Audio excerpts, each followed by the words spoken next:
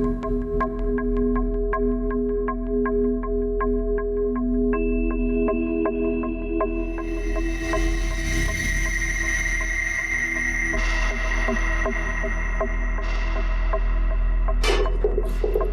चलना जल्दी, क्या कर रही है? हर रोज लेट हो जाता है, फिर वो मुकादम उधर बूम मारता है, पैसा काटता है वो। हो पुढे मी आली। चल लवकर कर।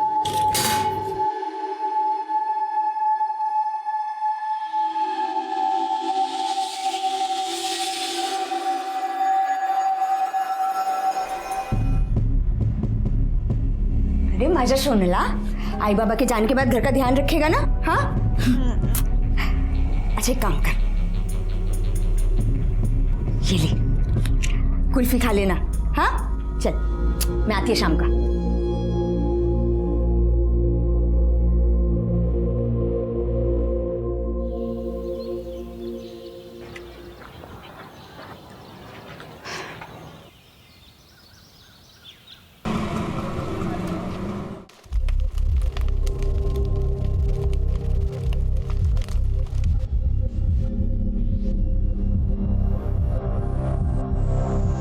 देवी एनार, देवी एनार, कल अमावस्या की रात है, मुझे सब मालूम है। हाँ देवी एनार, देवी मेरे सपने में आई थी, वो बोली थी वो कल आएगी, वो कल आएगी, नक्कीच येणार देवी।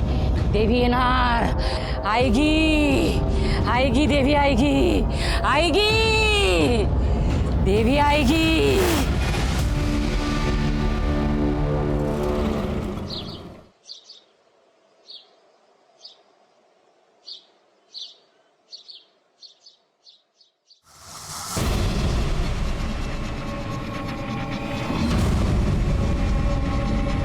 अरे अवधू, ये देख क्या है, देख तो जरा। ये देखो क्या है, लगता है तेरे घर पे किसी की नजर है। पांडू बच के रहना रे, लगता है कुछ तो भी जरूर होने वाला है।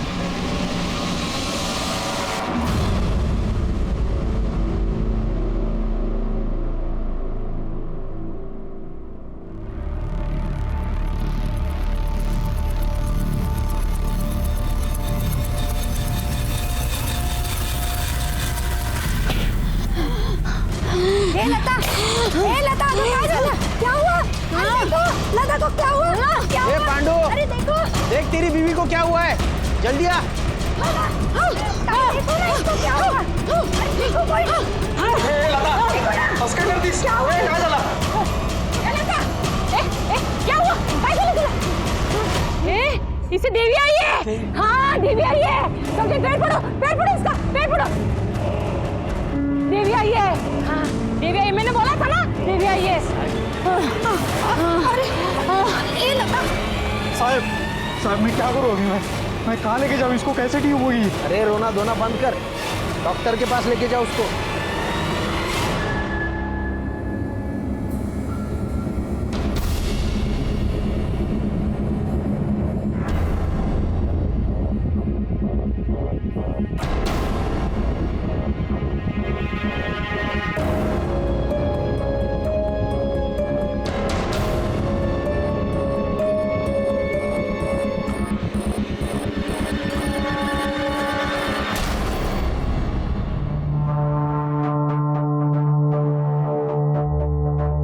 ये बस इथे बस, तू जा। हाँ मैं देखती, तू जा। डॉक्टर साहब क्या हो गया लता को? सब ठीक है ना? लता प्रेग्नेंट है, 4 महीने हो चुके हैं। क्या? ऐसा कैसे हो सकता है? क्या रे, तू अकेला मजदूरी करके घर तो संभाल लेगा, लेकिन इसके काम का जो पैसा तूने एडवांस में लिया है मेरे से, वो पैसा कौन वापस करेगा? तेरा बाप? डॉक्टर साहब ये कैसे हो सकता है? हाँ डॉक्टर साहब, ये प्रेग्नेंट कैसे हो सकती है? इसका तो ऑपरेशन हो चुका है। हाँ जानता हूँ, इसका यूट्रस, मेरा मतलब है इसकी बच्चेदानी मैंने ही निकाली थी। कुछ केसेस में बच्चा गर्भ के बाहर ही ठहर जाता है, और 100 में से किसी एक ही औरत के साथ ऐसा होता है। देखा, मैंने बोला था ना देवी आने वाली है। देवी ने लता के गर्भ को अपना घर चुना है। ये सब कृपा और चमत्कार है, चमत्कार है ये चमत्कार नहीं है, पाप है पाप। अरे देख क्या रहा है, गिरा इस पाप को। और तू नहीं गिरा सकता है ना तो मेरे को बोल, मैं गिराता हूँ। देवी के खिलाफ जो भी जाएगा ना उसकी मौत पक्की है। हाँ, और पाप उस पर भी चढ़ेगा जिसके सामने देवी को नुकसान पहुंचा रहे हैं। अरे देवी की सेवा करो देवी की।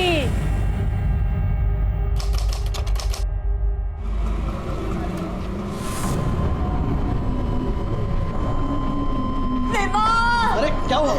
देखो ना डॉक्टर साहब, दर्द चालू हो गई। नर्स, इन्हें जल्दी से ऑपरेशन थिएटर लेके जाओ।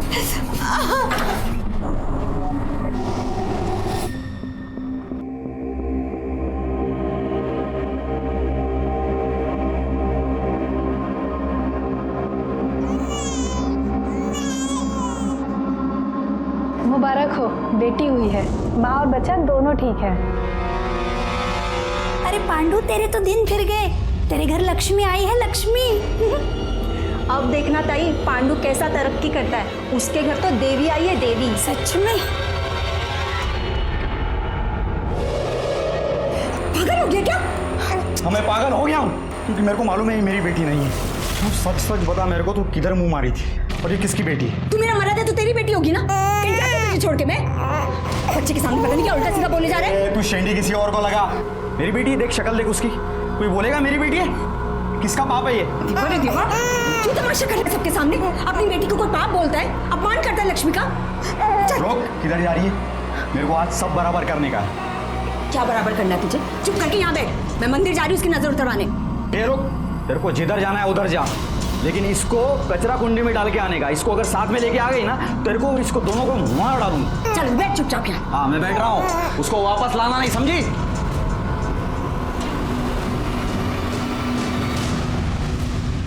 साहब, मेरी बीवी को ढूंढ निकालिए साहब। वो पता नहीं कहाँ गायब हो गई साहब। मेरी बीवी लता सुरभि कल अरनाला के देवी के मंदिर में गई थी साहब सुबह, और घर में वापस लौटी नहीं साहब। पता नहीं कहाँ चली गई। तो मंदिर के आसपास जहाँ ढूंढना था सब जगह ढूंढा साहब, लेकिन नहीं मिली। तुम्हारी बीवी मंदिर में अकेली गई थी? कोई था नहीं उसके साथ? वो और हमारी बच्ची थी उसके साथ। बच्ची की उम्र क्या है? अभी 10 दिन की है साहब बच्ची। उसी की नजर उतरवाने के लिए गई थी, लेकिन आई नहीं वापस। 10 दिन की बच्ची को लेकर तुम्हारी बीवी मंदिर गई थी? हाँ साहब। तो वो अकेली क्यों गई? तुम क्यों नहीं गए उसके साथ में? साहब, मेरे को काम पे जाना पड़ता है ना साहब। अभी वो बच्चा घर में है, तब से लता भी काम पे जाती नहीं, तो मुझे जाना ही पड़ता है। अगर मैं भी छुट्टी लेने लगा तो काम के वादे हो जाएंगे साहब। एकदम गरीब है साहब, रोज कमाओ रोज खाओ, ऐसा चलता है। तुम्हारे घर में तुम दोनों के अलावा कोई और है? 6 साल का बेटा है, प्रकाश नाम है उसका। बीवी की फोटो है? कामनी मैडम, इसकी रिपोर्ट लिखवा लीजिए। सब डिटेल्स कामनी मैडम को बता देना। बैकवर्ड जरा पता कर रहा। सर। हाँ, ये कल अपनी बच्ची को लेकर यहाँ आई थी। उसकी नजर उतारी, दर्शन किया और फिर चली गई। कुछ अंदाजा है कि यहाँ से वो गई कहाँ थी? नहीं सर, ये तो हमें नहीं मालूम। 3 महीने पहले देवी माँ ने कृपा की थी उसके ऊपर। बच्चा दानी निकालने के बाद भी पेट से थी वो। शिवांगी ताई कहती थी देवी माँ जरूर आएगी, और देवी माँ आ गई, वो भी लता के बेटी के रूप में। देवी की नजर थी लता के घर पर, इसलिए उसने लता के कोख में जन्म लिया और हमारी इस बस्ती में प्रकट हुई। लता बहुत अच्छी है मैडम, सबसे प्यार से रहती है। उसका बेटा प्रकाश, वो तो उसकी जान है, लेकिन पांडु लता की सारी कमाई छीन लेता है। फिर भी वो उसको पैसा देती है और उसके पसंद के कुल्फी खिलाती है। सारे पैसे तू ले लेता था, फिर वो प्रकाश को कुल्फी के पैसे कहाँ से देती थी? पता नहीं साहब, लेकिन मैं तो कभी प्रकाश को पैसा दिया नहीं। सब बस्ती में एक बड़ा मेडिकल रैकेट चल रहा है, जिसमें बस्ती की ऑलमोस्ट सारी औरतों ने अपना यूट्रस निकलवा दिया, ताकि मजदूरी करते समय प्रेगनेंसी या पीरियड के वजह से छुट्टी लेनी ना पड़े। और सर इतना ही नहीं, इनके दिमाग में एक बात बिठा दी गई है कि मंथली पीरियड यानी भयानक बीमारी है जो ऑपरेशन से ही ठीक हो सकती है। बीमारी तो है ही मैडम, और अगर इस बीमारी की वजह से कोई औरत काम पे नहीं आती है ना, तो कदम साहब उसके आदमी का भी पैसा काट लेते हैं। वैसे कदम साहब भी मदद करते हैं इस बीमारी के इलाज के लिए, और ऑपरेशन के लिए पैसा भी देते हैं, और हमारे रोज की मजदूरी से थोड़ा थोड़ा पैसा काट लेते हैं।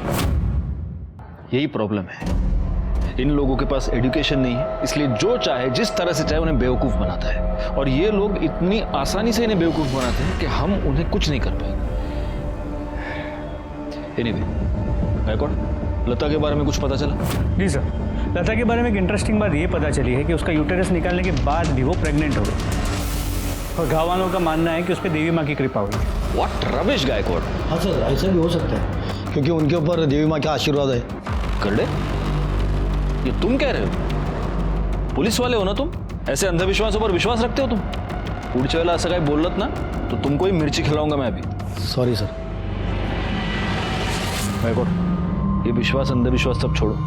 अगर लता का यूट्रस निकाला गया था और उसके बावजूद वो प्रेग्नेंट थी, इसका मतलब कुछ है जो हमसे छुपाया जा रहा है।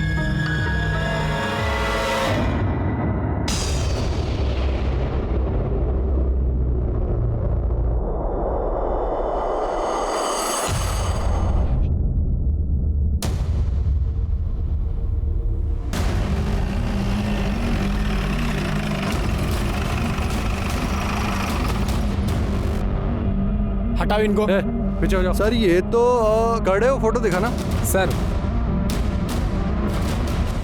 लता सुरवे, लेकिन इसके साथ तो इसकी बच्ची भी थी। करड़े ढूंढो जरा आसपास। सर हर रोज सुबह 6 बजे घर काम के लिए जाती थी साहब। वापस कितने बजे आती थी? 7, सवा 7 तक।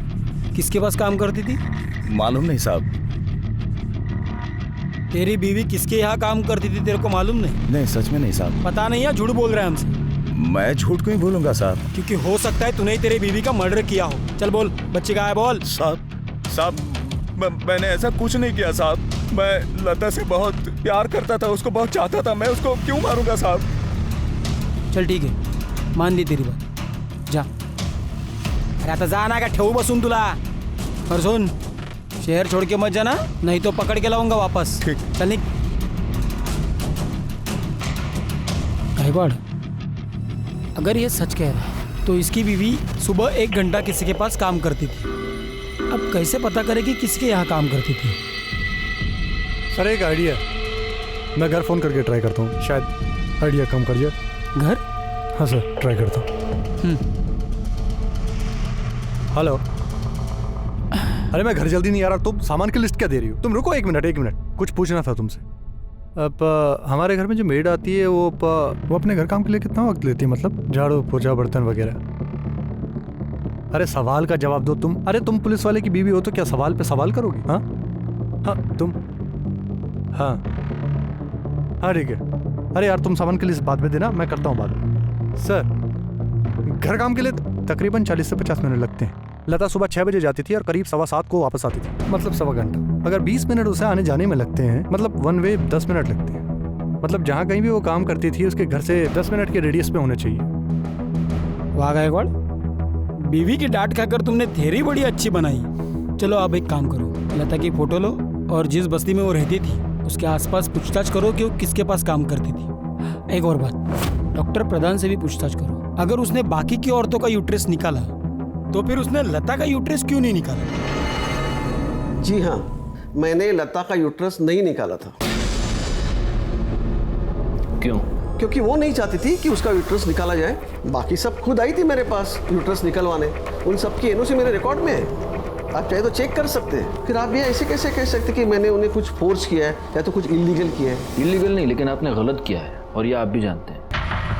कदम इन औरतों को बेवकूफ़ बनाकर उनके यूट्रस निकलवाता था और आपको 20,000 रुपये मिलते थे पर यूट्रस। तो एक बात बताइए डॉक्टर प्रधान, जब लता की बारी आई तब आपने उसका यूट्रस क्यों नहीं निकाला? क्योंकि मुझे यूट्रस नहीं निकालने के लिए 40,000 मिले थे।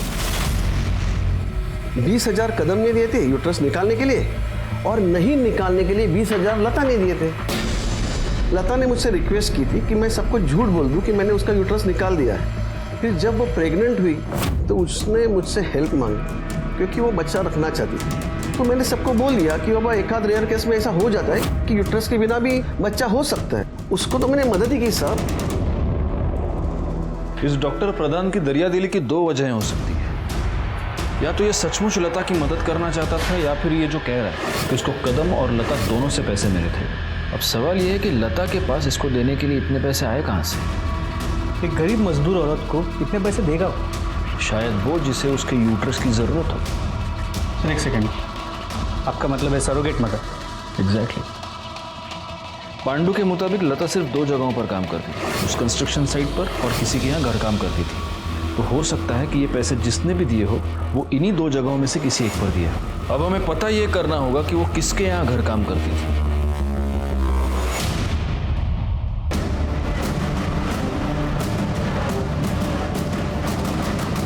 हाँ, इसे तो पहचानते हैं हम। यहाँ पे घर काम के लिए आती थी। किसके यहाँ काम करती थी? वो 703 में हुसैन साहब के यहाँ। ठीक है।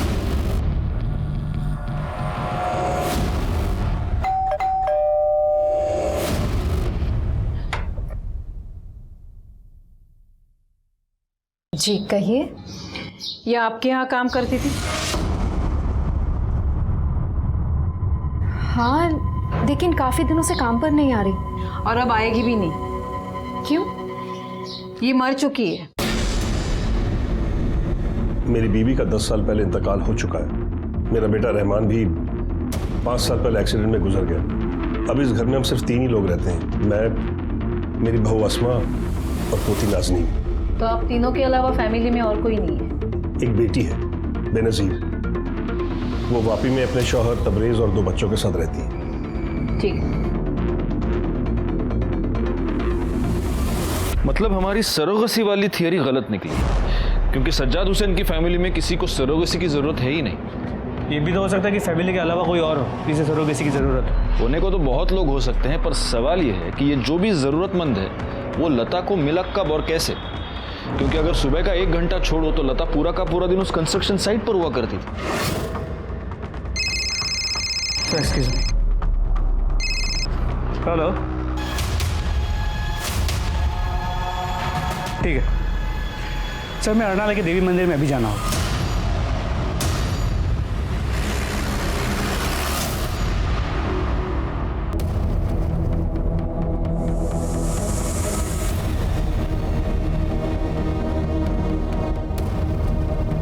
सर लाश काफ़ी छोटे बच्चे की है तो बुरी तरह डिकम्पोज हो चुकी है। आइडेंटिफाई कर पाना बहुत मुश्किल है और बॉडी पे से इन नज़र वाली चूड़ी के अलावा और कुछ नहीं मिला है जिससे आइडेंटिफाई करने में मदद। लेकिन प्रॉब्लम यह है कि ये बहुत ही ज़्यादा कॉमन है।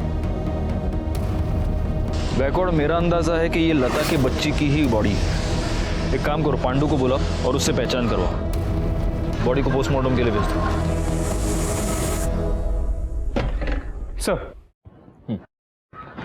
सर पांडु ने बच्ची के हाथ पे पहले नजर वाली चूड़ी से ये कंफर्म किया है कि बच्ची उसी की है, लेकिन फिर भी रूटीन प्रोसीजर के हिसाब से बच्ची के खून को पांडु और लता के सैंपल के साथ मैच करने के लिए भेज दिया। गुड सर, ये लता की पीएम रिपोर्ट है।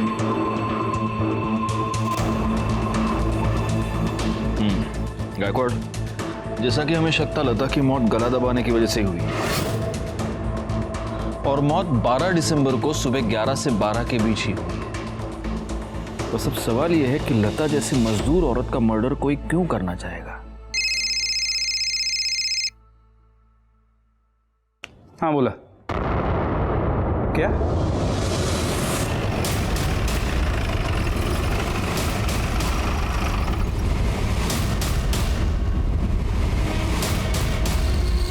तो हटिए पीछे।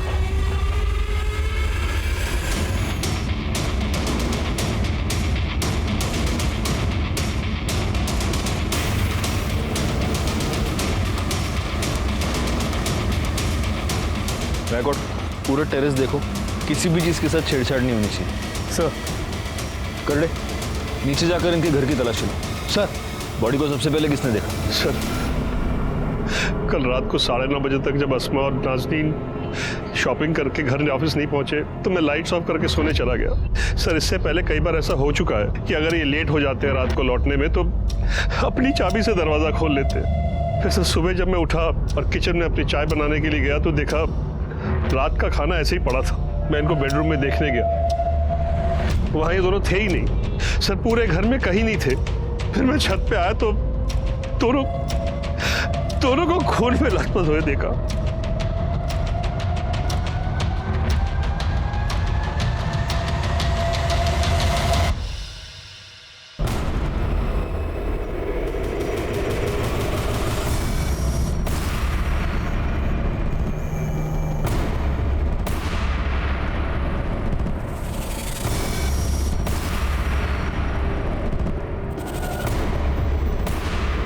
बॉडीज को पोस्टमार्टम के लिए भेज दो। सर सर मैंने इनका पूरा घर चेक किया पर मर्डर वेपन नहीं मिला। सर ऊपर भी कुछ नहीं है। अगर इस बिल्डिंग में सीसीटीवी कैमरा होता तो हमें ये पता चल पाता कि अस्मा एग्जैक्टली कितने बजे घर आई थी और उसके पीछे लेट नाइट कोई और आया था क्या। मुझे ऐसा लगता है कि ये दोनों केसेस आपस में कनेक्टेड है। लता सुरवे के मर्डर के बारे में अस्मा को कुछ पता होगा और इसीलिए अस्मा का मर्डर हुआ है। और हो सकता है कि उसकी बेटी ने उसकी माँ का मर्डर होते हुए देख लिया, इसलिए फिर बेटी को भी किसी ने मार दी। एक काम करो गायकवाड़, अस्मा का बैकग्राउंड चेक करो और उसके कॉल डिटेल्स निकालो, शायद उससे कुछ क्लू मिल जाए। हो सर, लेकिन सर मुझे सज्जाद की कहानी थोड़ी अटपटी लगी। इन दोनों को इतनी बेरहमी से मारा गया और उसने रात को किसी की चीख पुकार तक नहीं सुनी। बिल्डिंग के वॉचमैन से पूछताछ करो, शायद उसने कुछ देखा हो सर।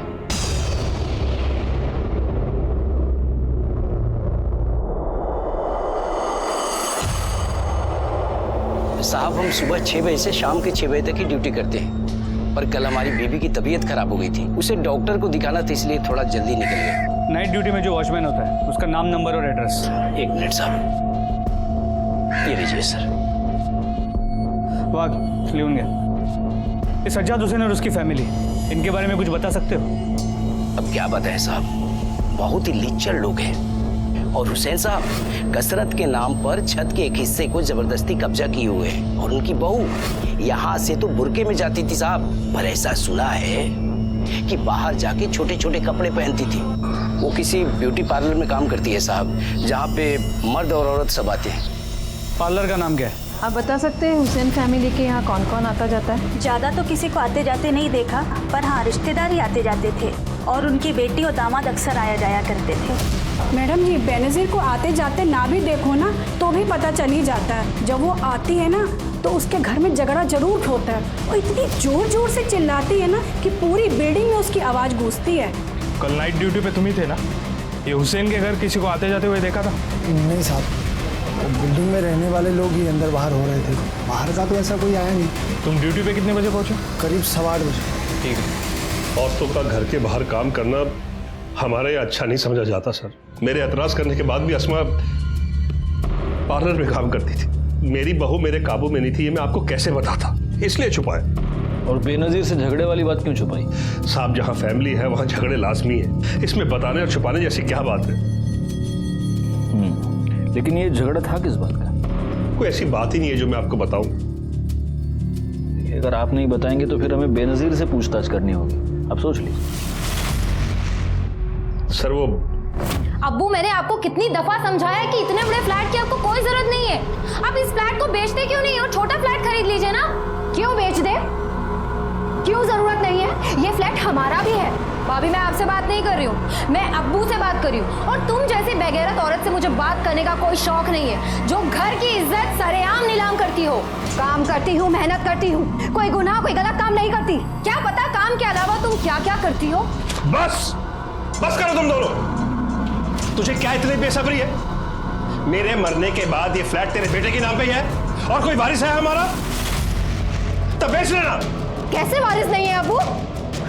ये है ना नाज़नीन, आपके बेटे की आखिरी निशानी, तो ये फ्लैट भी उसी का होगा ना। वाह भाभी वाह, अपनी रंगरलियों के साथ साथ आप कम्युनिटी के कायदे कानून भी भूल गई। आपको पता नहीं कि जायदाद लड़कों के नाम होती है, लड़कियों के नहीं। अपने पास रखो अपने कायदे कानून। मेरे होते हुए नाज़नीन से उसका हक कोई नहीं छीन सकता। बकवास बंद कर वरना। गायकवाड़, आसमा के केस में प्राइम सस्पेक्ट तो घर वाले ही हैं, लेकिन बाकी की पॉसिबिलिटीज को रूल आउट नहीं कर सकते। 5 साल पहले उसका पति मर चुका है, पार्लर में काम करती थी, हो सकता है उसका कोई अफेयर रहा हो। एक काम करो, जिस पार्लर में वो काम करती थी वहां पर पूछताछ करो, शायद वहां कोई क्लू मिलता है। हो सर। आसमा के अफेयर के बारे में तो मालूम नहीं, लेकिन अपने काम में बहुत अच्छी थी, बहुत हार्ड वर्किंग। सर वो यहाँ काम करती है ना, उसने अपने घर पे नहीं बताया था, हमें भी उस दिन पता चला जब उसके फादर इन लॉ यहाँ आए और उन्हें तमाशा किया। बेलिहाज लड़की, खुदा का खौफ नहीं है तुझे? हाँ, जो ये नापाक हरकतें कर रही है तू, गैर मर्द को छू रही है, और ये छोटे छोटे कपड़े पहन के घूम रही है तू। ले पकड़। वो अभी क्या करें, प्लीज यहाँ से जाएं। अरे आसमा क्या हुआ, क्या चल रहा है ये चादर लपेट और अभी इसी वक्त मेरे साथ घर चल। मैं आपके साथ कहीं नहीं जाऊंगी अबू, क्योंकि मैं जानती हूँ मैं जो कर रही हूँ सही कर रही हूँ, और खुदा सिर्फ आपका नहीं, वो मेरी भी नीयत समझेगा। सर आप शोर मत मचाइए और चलिए आप। नहीं चलेगी तू? प्लीज आप जाएं यहाँ से। अस्मा तू ठीक नहीं कर रही। चलिए सर। इसकी तुझे कीमत चुकानी पड़ेगी। चलिए सर। तो इतना सब कुछ हो जाने के बाद भी तुमने उसे जॉब से नहीं निकाला? सर मैंने उसे जॉब से इसलिए नहीं निकाला क्योंकि उसे जॉब की बहुत ज़रूरत है, और जितनी उसे जॉब की ज़रूरत थी उतनी सैलून को भी उसकी ज़रूरत है। सर वो हमारे स्टाफ और सारे क्लाइंट उसी को पसंद करते थे। हाँ मैं वहाँ गया था और आप लोगों को इसलिए नहीं बताया क्योंकि मैं खुद अपनी इज्जत का जनाजा नहीं निकालना चाहता था। आपने उसे धमकी भी दी थी कि उसे कीमत चुकानी पड़ेगी। हाँ तो चुकाई ना उसने कीमत। ये जो कुछ भी हुआ अल्लाह की मर्जी थी साहब, उन्होंने उसको उसके किए की सजा दी। कहीं ऐसा तो नहीं कि अल्लाह की आड़ में तुम ही ने ये 2 मर्डर्स कर दिए? ये आप क्या कह रहे हैं साहब? आप अभी जा सकते हैं जी। और अल्लाह से दुआ कीजिए कि आसमा का कातिल जल्द से जल्द पकड़ा जाए। जी। गायकवाड़, ये हमारा प्राइम सस्पेक्ट है। इसकी पूरी हिस्ट्री निकालो और प्लेन क्लोज में अपने 2 बंदे इसके घर के बाहर लगा दो। और हाँ, उस बेनजीर को बुला पूछताछ के लिए। सर छोटी बच्ची की पीएम रिपोर्ट।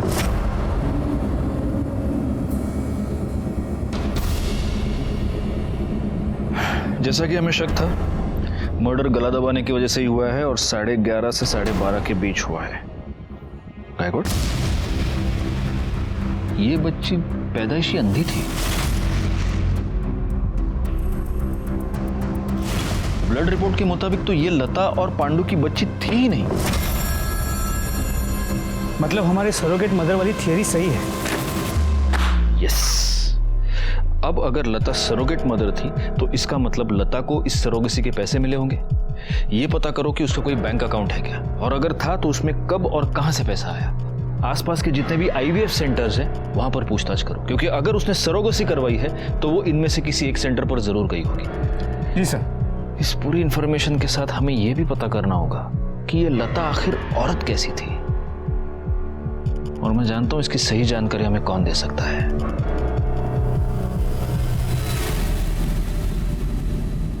और अगर इसके बाद भी लगे तो और मंगाइए। खाओ, चलो लो। वड़ा पाव? अंकल पक्का मेरे को इस वड़ा पाव के बाद कुल्फी भी खिलाओगे? पक्का खिलाऊंगा, और एक नहीं, तुम जितनी कुल्फी खाना चाहो उतनी कुल्फी खिलाऊंगा। तुम्हारी आई भी तुमको कुल्फी खिलाया करती थी? हाँ, मेरी आई मुझे हर रोज पैसे देती थी कुल्फी खाने के लिए। वो कितनी अच्छी थी, लेकिन उसके बाद भी लोग उसे तंग करते थे। कौन कौन तंग करता था? खाओ। शिवांगी ताई, मैंने उस दिन देखा था, मेरी आई उसके पैर पड़ रही थी, वो आई से पैसे ले रही थी।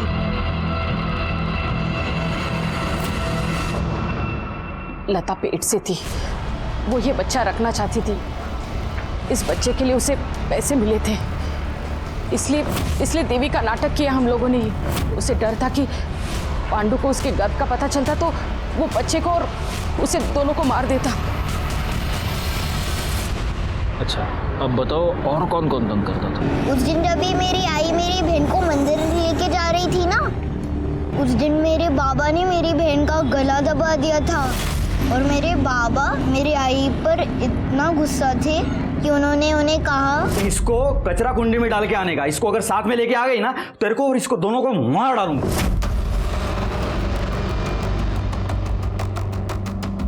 फिर उस दिन बाबा भी काम पर नहीं गए थे। उस दिन अगर तुम्हारे बाबा काम पर नहीं गए तो कहाँ गए? मालूम नहीं, पर उस दिन जब भी आई मंदिर गई थी ना, तभी बाबा भी उनके पीछे गए थे। मर जाऊंगा साहब। तो हम क्या करें? देख, अगर मिर्ची नहीं खानी है ना तो सच सच बोल, क्योंकि हम जान गए कि अभी तक तुमसे झूठ बोल रहा था। उस दिन तू काम पे नहीं गया था। जब तेरी बीवी बच्ची को लेके मंदिर गई तो तू उसके पीछे पीछे गया था, है ना? बोल। मेरे को मालूम था साहब वो मेरी बच्ची नहीं है, इसलिए मैं लता पे बहुत भड़का। हमारा झगड़ा भी हुआ था। जब वो बच्ची को लेके मंदिर की तरफ निकली तो मैंने साइकिल से उसका पीछा किया। जैसे मैं मंदिर पहुंचा तो मैंने देखा कि मंदिर के बाहर एक काला सा बड़ा गाड़ी खड़ा है। लता बच्ची को लेके उस गाड़ी में बैठी और गाड़ी चल पड़ी साहब। तो गाड़ी विरार में एक बैंक के सामने जाके रुका। जब गाड़ी रुकी तो बच्ची को गाड़ी में ही छोड़ के लता गाड़ी से बाहर निकली और सामने वाले बैंक में घुस गई साहब। फिर मैं उसके पीछे पीछे बैंक में गया और जब मैं अंदर गया तो मैंने देखा कि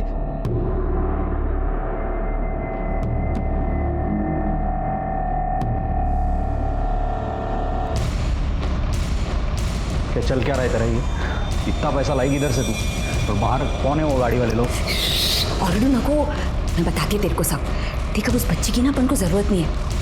अरे देख उसके बदले में कितना पैसा लाई। मतलब तू पैसे के लिए बच्ची को बेच दिया तूने? लता मेरे को बोली कि तू अभी घर निकल जा, मैं शाम में आती हूँ और तेरे को सब बताती हूँ, इसलिए मैं भी घर निकल गया। गाड़ी में कौन था? गाड़ी में कौन था पता नहीं साहब, मैंने देखा ही नहीं। गाड़ी का नंबर याद नहीं साहब। अगर आपको चाहिए तो मैं विरार वाला बैंक आपको दिखा सकता हूँ।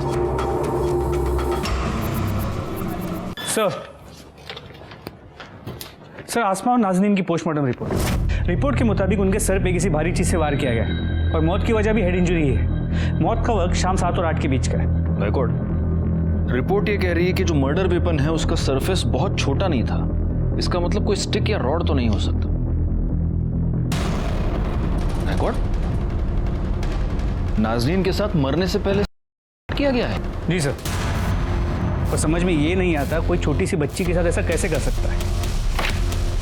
पोस्टमार्टम रिपोर्ट ये कह रही है कि मर्डर शाम को 7 और 8 के बीच हुआ है और आसमा की मोबाइल लोकेशन ये बता रही है कि 7 और 8 के बीच वो अपने घर पर ही थी, जबकि सज्जाद ये कह रहा है कि वो 9:30 बजे तक घर पर आई नहीं थी। सर पांडू सच कह रहा था। लता का बैंक में अकाउंट है जिसमें उस दिन 50,000 डिपॉजिट किए गए और एक बार पहले भी कैश में 50,000 डिपॉजिट किए। सर इम्पोर्टेंट बात यह है कि लता को बैंक में आसमा हुसैन ने इंट्रोड्यूस करवाया था।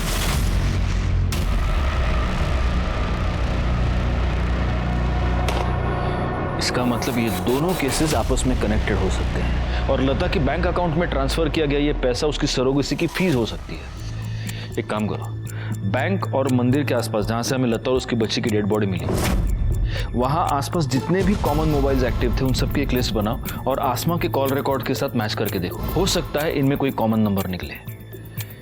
ये हो सकता है कि आसमा उस सरोगेसी वाले कपल को जानती हो या ये भी हो सकता है कि आसमा ने ही ये डील फिक्स करवाई हो। और आसमा के मर्डर के पीछे की वजह भी यही। सर मैं सज्जाद हुसैन के घर पे बॉडी क्लेम पेपर पे साइन लेने गया था। डोरबेल बजाई और वेट कर रहा था, तभी मुझे शू रैक के पीछे एक लाइट ब्लिंक करती हुई दिखी। सर मैंने सज्जाद से साइन ले ली, उसके बाद शू रैक के पीछे देखा तो ये कवर में मोबाइल मिला। इस मोबाइल में सिम कार्ड नहीं है लेकिन काफ़ी कुछ चीज़ें देखिए सर। अमी मैडम पता कीजिए मोबाइल किसके नाम पर रजिस्टर्ड है। जी सर। बैकवर्ड चलो।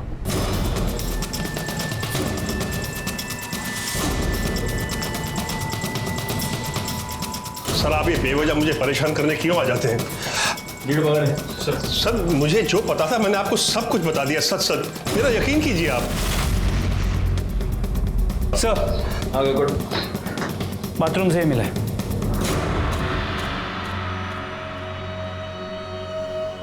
आप तो कह रहे हैं कि आपने हमसे कुछ नहीं छुपाया। आपने हमको ये नहीं बताया कि आपने आपकी बहू की बाथरूम में ये स्पाई कैम लगा कर रखा है, जो स्पाई कैम आपके घर के वाईफाई से कनेक्टेड है और इस स्पाई कैम पर आप अपनी बहू के वीडियोस बनाते थे।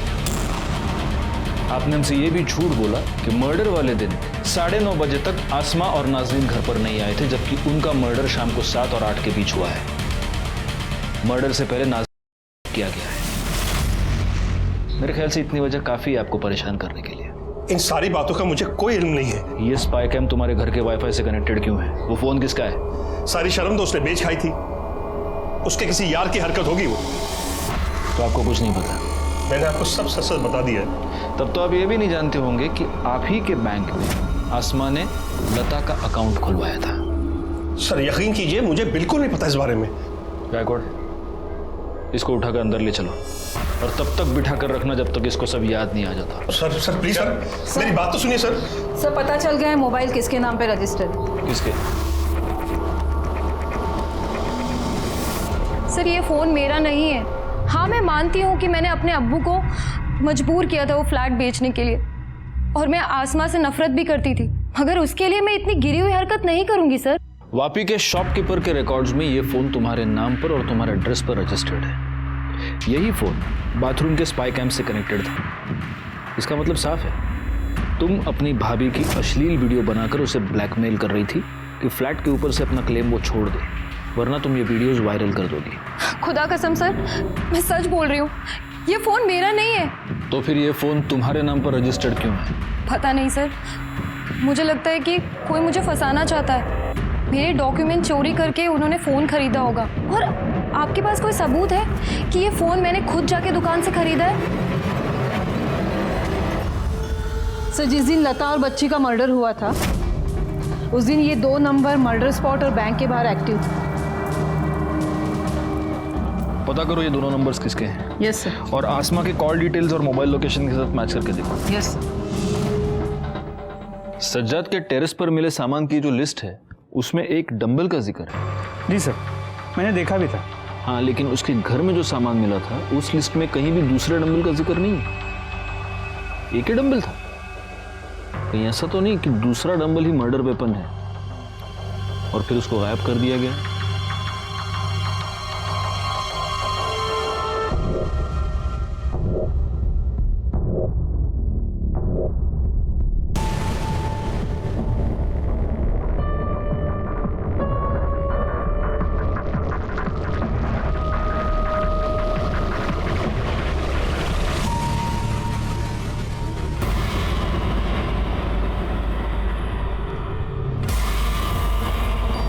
सर ये देखिए, ये मिला है।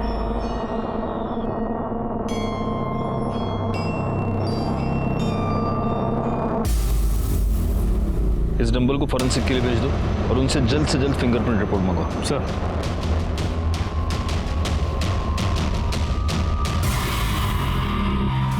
अब सच सच बोल, क्यों मारा तूने आसमा और नाजनीन को? वो दोनों बेनजीर की सगी भाभी और भांजी थी ना? बोल। सर, मैंने आपको बताया मैं उनके घर नहीं गया था। देखिए तबरेज, अगर सिंगल पीस रहना चाहता है ना तो सच सच बोल, वरना इतना मारेंगे कि पांव पे खड़ा नहीं हो पाएगा। ये तेरी मोबाइल लोकेशन, इससे साफ पता चलता है कि उस दिन शाम 7 से 8 बजे के बीच तू सज्जाद के घर पे था और 7 से 8 बजे के बीच ही आसमा और नाजनीन का मर्डर हुआ। सिर्फ इतना ही नहीं, नाजनीन के कपड़ों पर जो सीमेंट मिला वो तेरे सीमेंट से मैच होता है और जिस डंबल से तूने मर्डर किया उस डंबल पर तेरी उंगलियों के निशान भी है। और बाथरूम में स्पाई कैम भी तूने ही लगाया था ना? एक 8 साल की बच्ची का किया तूने उसका।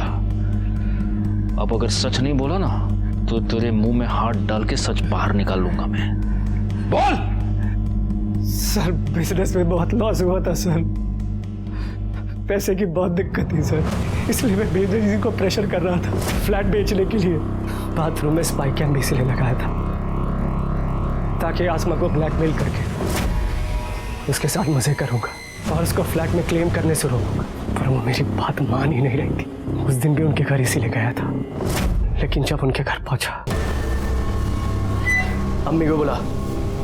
दादू घर पर नहीं है। तेरी अम्मी को तो पता है मजे मार रही होगी कहीं पे, पर ये बुड्ढा कहाँ चला गया? हमारी अम्मी और दादू के बारे में गाली मत दो।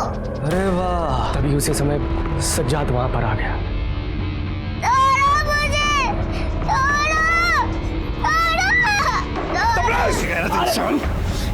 नालायक!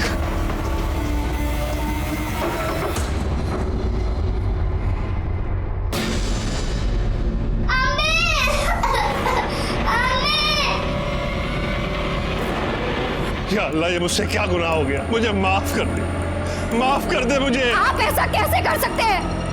आपकी इंसानियत बिल्कुल खत्म हो गई जो आपने बच्ची। ये गंदी हरकत इस वैशी दरिंदे ने की है इसने। ए बुड्ढे, अगर किसी को बोला तेरी बेटी को तलाक दे दूंगा। फिर मैंने डंबल पानी की टंकी में फेंक दिया। मुझे लगा वहां से कौन ढूंढ पाएगा। आसमा का मर्डर और नाजनीन पर रेप और मर्डर करने के जुर्म में मैं तुम्हें अरेस्ट करता हूं। मुझे इसके भी कॉल डिटेल्स चाहिए आज के आज।